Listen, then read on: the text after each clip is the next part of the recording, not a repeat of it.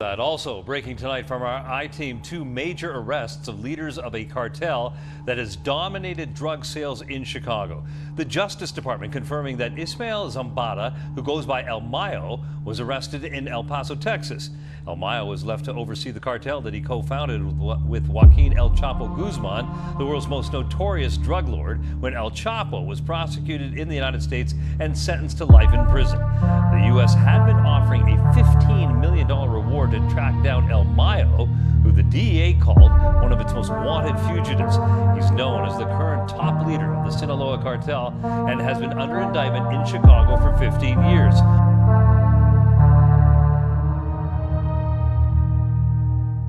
Quick update, folks, on the arrest of Zambada Garcia and Guzman Lopez.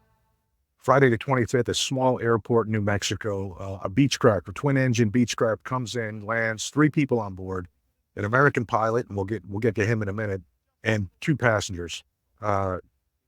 First passenger, Joaquin Guzman Lopez, son of El Chapo. Apparently he's there voluntarily, and it's a deal he's been working for probably a number of weeks, if not months.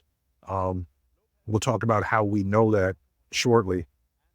Second person on board, Ismael Zambada Garcia, but definitely not there voluntarily. And there's some drama about that unfolding now. So let's talk about, how Joaquin Jr. got there and what's ahead for him. First off, as soon as he landed, got off the plane, he was ushered on another jet, a charter jet. And that's a charter jet that's been used by the marshals frequently for extraditions from foreign countries. So it's likely they took him right up to Chicago. Interesting that this has been in the works for a while. How do we know that? Well, on the 23rd, Ovidio Guzman, another son of Chapo's, was released from Bureau of Prisons custody. Now, initially, there's a lot of scuttlebutt that the charges were dropped. He was free to go. Not the case. Just because he's not in Bureau of Prisons custody does not mean that the United States government does not still have him and that he's not going to be charged. It's likely that BOP turned him over to the marshals and he was transported to wherever Joaquin Jr. is going, likely Chicago. So they'll both be in Chicago. They'll be reunited there, and this will be kind of a package deal that they put together, likely with some sort of cooperation, and the case will move on from there. Now let's talk about El Mayo. Zambada Garcia. At first there was some talk that he surrendered. Absolutely not. There's no motivation for that guy to turn himself into the United States. No deal that he could get here would be better than the deal he currently has in Mexico. He's never had handcuffs on him. 74 or 76 years old. I don't remember exactly which, but really he's in command of what happens down there. There's nothing that's going to happen to him unless he approves of it. He would basically have to turn himself in to be captured down there. He would never be captured by the Mexican government. That's how powerful he was. So how does he end up getting on this plane with Joaquin Jr.? That's the question. We just talked about it. It's not voluntary. So there's only really one of 2 ways. Either he's tricked into it under the premise that they're going somewhere other than the United States. And there was talk at first when this happened that he had, that Joaquin had talked him into boarding this plane to go look at some, let's call it real estate in an area of Mexico, and then the plane diverted to the United States. In court, Zambada's lawyer says that he was forcibly kidnapped. And I guess in legal terms, this would kind of be known as a rendition, taken against his will, no extradition proceedings, put on this plane, handcuffed, tied up, and transported to the United States. Now, the issue will be what approvals did Department of Justice personnel have to do this? Because in essence, although Joaquin, to the layperson, Joaquin's not a federal agent. Joaquin's not an informant. He's a defendant in the case. The argument will be made that he is acting as an arm of the United States government. So his actions are actions of the United States government. And the last time that I recall someone kidnapping a foreign national to stand trial in the United States was the case of Dr. Machar. Also a very serious drug case. Machar was charged with conspiring to murder Enrique Camarena in the mid-'80s. And he was kidnapped, put in the trunk of a car, driven to the border, and dumped across the border.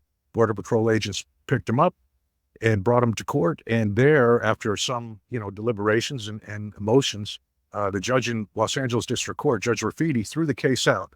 And he was very upset at the government's conduct in how Dr. Mashine was taken from Mexico and, taken from Mexico, kidnapped in essence, and brought to the United States. And he ruled that the informants who did that were acting as an arm of the United States government, and the case was dismissed with prejudice.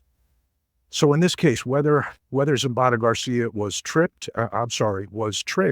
or forcibly kidnapped, there would have been some approvals that the Department of Justice would have to get. This operation would have to be signed off on at the highest levels. It'd be considered a very sensitive activity. The ambassador to Mexico would have to approve it. Deputy Attorney General would have to approve it. There would have to be a lot of approvals before something like this could happen. And we'll see in the coming weeks if this was something Joaquin did on his own, or if this was a government-sponsored operation. When I say something Joaquin did on his own, I just mean, was he planning to turn himself in, and he just decided to bring Zambada Garcia with him to sweeten the deal at the last minute, and U.S. authorities don't know about it? As crazy as that sounds, that's very possible. Why would Joaquin Jr. do that?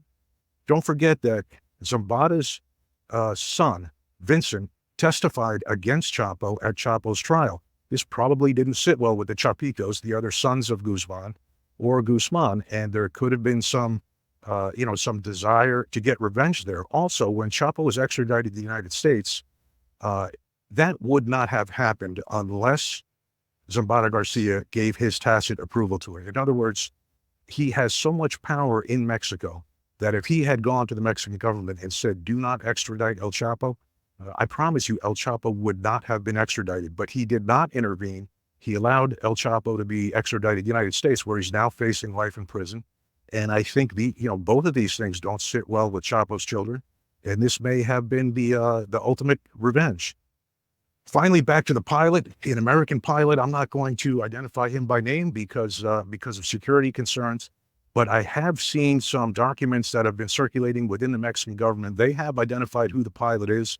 I know for sure that the Mexican government was not aware of this operation, was not involved in this operation, and the whole thing was a big surprise to him. It's probably something that needed to happen because extraditions were slow. Cooperation is always tenuous with the United States. And this kind of shows the Mexican government that there is other ways to get things done in this effort to stop the flow of fentanyl into the United States. Stay tuned, folks. This one's going to get real interesting. And I ask people to key on how Zambada Garcia ended up here. Was he tricked?